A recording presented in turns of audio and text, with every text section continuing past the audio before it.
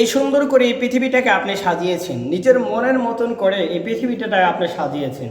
মনে রাখতে হবে, এত সুন্দর পৃথিবী, এত সুন্দর ঘরবাড়ি, এত সুন্দরভাবে আপনি পরিচালনা করেছেন আপনার পরিবারটাকে। যদি এই পরিচালনা যদি আপনি আল্লাহকে রাজি খুশির জন্য না তৈরি করতে পারেন, তাহলে এই দুনিয়াও আপনার বৃথা, আখিরাতের জিন্দেগিও আপনার বৃথা হয়ে যাবে। মনে রাখতে হবে এই কথাটাও, যাদের জন্য আপনি এই দুনিয়ার জমিনটাকে সুন্দর করে সাজিয়েছেন, সেই সাজানো পৃথিবী আপনার একাকিত্ব হয়ে আপনি অন্ধকার কবরে যেতে হবে। তার উদাহরণ কিভাবে? আপনি মনে করেন আপনি হঠাৎ করে একদিন পৃথিবীর জমিন থেকে মৃত্যুবরণ করেছেন, আপনার এলাকার মানুষগুলো দৌড়ে চলে আসবে, আপন মানুষগুলো। দেখেন, এখান থেকে আমরা একটা শিক্ষা পেতে পারি যে আপন মানুষগুলো আসবে, সময়ের সাথে সাথে আপন মানুষগুলো সবাই আপনাকে একা করে ফেলে দিয়ে চলে আসবে। কিভাবে? আমরা একটু উদাহরণে একটু খেয়াল করে দেখি। আমার এলান শুনে মানুষগুলো সবাই চলে আসবে, কিন্তু আমাকে এক নজরের জন্য সবাই দেখবে। আর দেখা যখন শেষ, আমাকে যখন গোসল করে যখন আমাকে পোশাক পরিধান করে ফেলবে, তখন পরিধান করে আমাকে যখন ওই যে আমার শেষবারের মতন আমার স্ত্রী, আমার সন্তান, ছেলে মেয়ে, আমার বাবা মা, আমার আত্মীয় স্বজনগুলো দেখবে।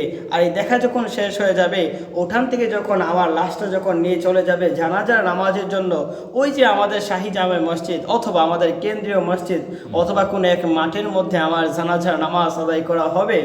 দেখেন, একটাবার খেয়াল করে দেখেন, যখন আমার বাড়ি থেকে যখন আমার লাশটা নিয়ে যাই, আমার যে স্ত্রী ছিল, আমার যে মা ছিল, আমার যে বোনরা ছিল, আমার যে মেয়ে ছিল, আমার যে আত্মীয় স্বজন যারা নারীরা ছিল, তারাই কিন্তু আস্তে আস্তে আমার কাছ থেকে অনেকটা শূন্য হয়ে গেল। তারা আমার সাথে আমার জানাজা নামাজ পর্যন্ত তারা যায় নাই।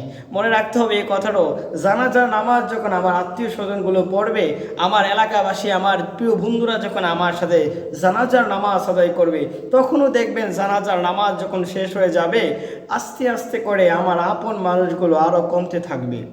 প্রথম অবস্থার ভিতরে আমার সন্তান, আমার মেয়ের সন্তান, আমার স্ত্রী, আমার বোন, আমার মা, আমার ফুফু, আমার আত্মীয় স্বজনগুলো চলে গেল। দ্বিতীয় স্টেপের ভিতরে আমরা লক্ষ্য করলে দেখা যায় আমার আত্মীয় স্বজন যারা ছিল, বন্ধু বান্ধবগুলো, তারাও আমার কাছ থেকে চলে গেল। আস্তে আস্তে যখন দেখি আর একটু সামনে যাই, আমার জানাজার নামাজ যখন সম্পূর্ণ হয়ে যাবে, একটা কথা খেয়াল করে দেখেন, খুব কাছের আত্মীয় স্বজন মানুষগুলোই তারা আপনাকে একদম কাফন দাফন করার জন্য আপনার হাঁটিটা নিয়ে যাবে। দেখেন, হাঁটিটা নিয়ে গেলে নেওয়ার জন্য সবাই পেরেশান হয়ে যাবে। আমি সবসময় এই কথাটা বলি যে খাঁটিটা নেওয়ার জন্য সবাই আপনার খাঁটিটা ধরবে, কিন্তু আনার সময় খাঁটিটা শূন্য হয়ে দাঁড়ায়। আপন মানুষগুলো সবাই যায়, খাঁটি আসে খাঁটির মতন হয়ে, কিন্তু আপনাকে একা রেখেই সবাই চলে আসে।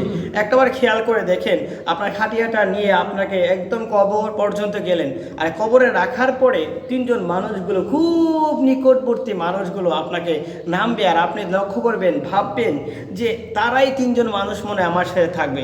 দেখেন, একজন মানুষ আবার লাফ দিয়ে উঠে চলে যাবে, আরেকজন মানুষ উঠে চলে যাবে, আরেকজন মানুষগুলো চলে যাবে, তখন আপনি কিন্তু একাই শুয়ে থাকবেন। তিনজন মানুষ মিলে এবং আত্মীয় স্বজন মানুষগুলো মিলে কিছু সংখ্যক মানুষগুলো দূর থেকে আপনার কাফন দাফনের সম্পূর্ণটা দেখবে, আর কিছু মানুষগুলো আপনার সাথে কবর পর্যন্ত যাবে, আর কিছু মানুষগুলো যখন আপনাকে কবরে রেখে উঠে চলে আসবে, সবাই আমাকে মাটি দিয়ে যখন চলে আসবে, দূর থেকে আমার জন্য শেষবারের মতন দোয়া করবে।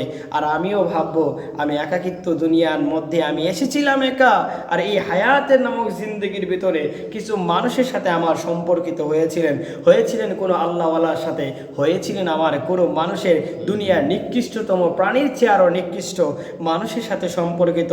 সকল মানুষের সাথে সম্পর্ক শেষ হওয়ার পরেও আমি একাই আসছিলাম, একাই আমার কবরের মধ্যে শুয়ে আসবে।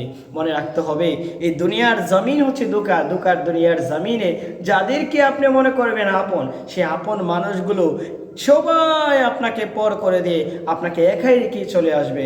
এই দিন শেষে এই কথাটাই আমরা বলি, আপনি এসেছিলেন একাই, চলে যেতে হবে একাই। আল্লাহকে যদি আপনার বন্ধু করে নিতে পারেন, দুনিয়াও জীবন সাকসেসফুল, আখিরাতের জিন্দেগিও আপনার সাকসেসফুল হয়ে যাবে ইনশাআল্লাহ।